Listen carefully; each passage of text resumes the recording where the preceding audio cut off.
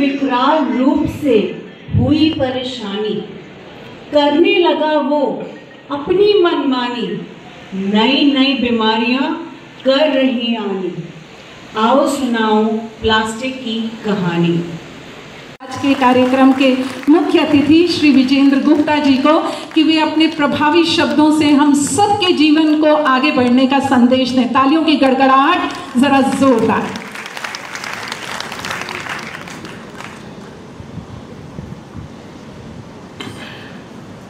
आज के इस कार्यक्रम में मंच पर उपस्थित दिल्ली नगर निगम के उप महापौर श्री जय भगवान यादव जी, एमसीडी के बहुत ही एक्टिव, जुझारू और बहुत ही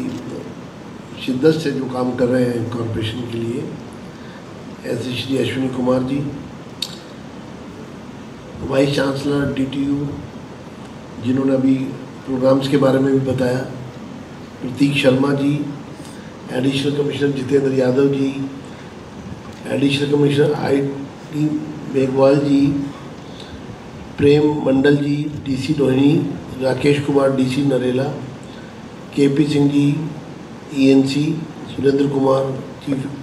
chief engineer MCD, Shri VK Gupta ji, Shri Sudhir Kumar ji, अभी मुझसे पूर्व दिल्ली के उप महापौर, बहुत कम शब्दों में बहुत सारी बात उन्होंने कही। और आज का जो ये प्रोग्राम है प्लास्टिक फ्री पब्लिक स्पेस, जिन ऑर्गेनाइजेशंस ने मिलकर इस प्रोग्राम को किया है, जिसमें ministry of youth affairs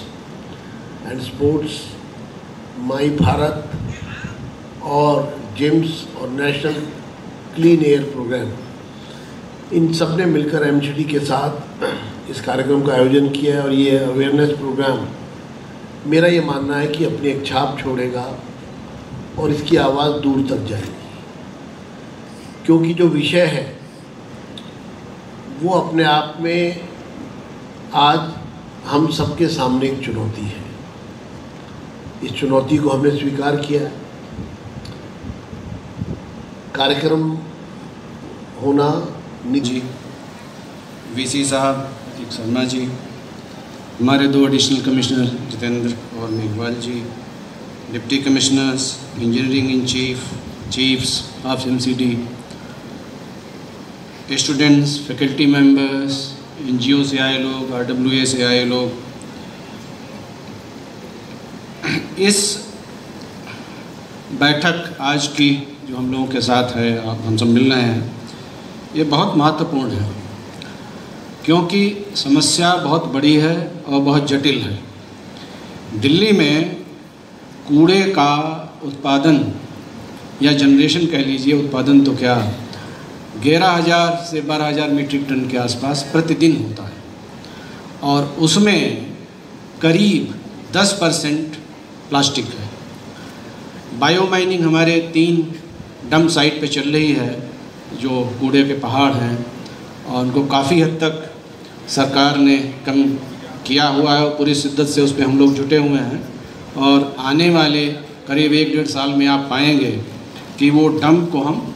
finish कर देंगे। और ये डंप कोई आज के नहीं हैं, ये करीब 30 साल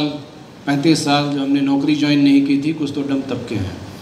और मज़ेदार बात यह है कि उन डंप में जब नीचे खोदते हैं तो आज भी प्लास्टिक निकलती है, और उसको प्लास्टिक को फिर हम डिफरेंट इंडस्ट्रीज़ में ले जाते हैं। तो आप सोचिए कि 30-35 सालों में 10% कुल जो वेस्ट है और मार्केट से निकलती है, उसका 10% वेस्ट जो है वो प्लास्टिक की वजह से, यानी कि उसको रिसाइकलिंग करना एक बात है, लेकिन हमारा ध्येय है उसको रिड्यूस कर, कम करें। और दूसरा वेस्ट टू एनर्जी की तरफ हम जा रहे हैं, जिसमें 20 मेगावाट बिजली जो है ये दिल्ली में भी नगर निगम द्वारा सिर्फ एक प्लांट से बवाना जो है बनाई जा रही है। और इसी प्रकार और भी जगह पर वेस्ट टू एनर्जी के प्लांट नगर निगम में लगाएँ। तो मेरी बहुत बहुत शुभकामनाएँ हैं दिल्ली नगर निगम के महापौर और आयुक्त महोदय कि वो अपने इस मिशन में पूरे जोर शोर से दम से लगे हुए हैं। दिल्ली की विधानसभा का पूरी तरह अपने साथ है इस मिशन में, और हम मिलकर के जब चलेंगे तो डेफिनेटली निश्चित रूप से एक नए दौर की शुरुआत होगी, एक नए भारत की, एक नई दिल्ली, एक ऐसी दिल्ली जो पर्यावरण युक्त होगी, प्रदूषण से मुक्त होगी, और जिसमें बहुत बड़ी भूमिका इंडिविजुअल निभा सकता है। RWJ यहाँ पर थी बहुत बड़ी संख्या में NGOs थी, और यहाँ पर एक्टिविस्ट थे, और इसी तरह से तमाम तरह के लोग यहाँ थे जिनमें एक कैपेसिटी है लोगों को मोटिवेट करने की। तो मैं आज के इस कार्यक्रम को सफल कार्यक्रम सर रेडियो की बात भी की तो किस तरीके से लोगों की भागीदारी किस तरह की कार्यक्रम लोगों को में अवेयरनेस की बहुत जरूरत है। नीति बनाना, नियम बनाना, प्रोग्राम करना एक विषय, लेकिन लोग उसको अपना रहे हैं, जन का सहयोग मिल रहा है, और जन आंदोलन के रूप में वो परिवर्तित होकर के एक आम व्यक्ति के एफर्ट जब तक उसमें आते हैं, तो हमने RWJ से यही आह्वान किया कि आप जुड़िए, अवेयरनेस करिए, और ये अवेयरनेस निश्चित रूप से हमें सफलता के मार्ग को प्रशस्त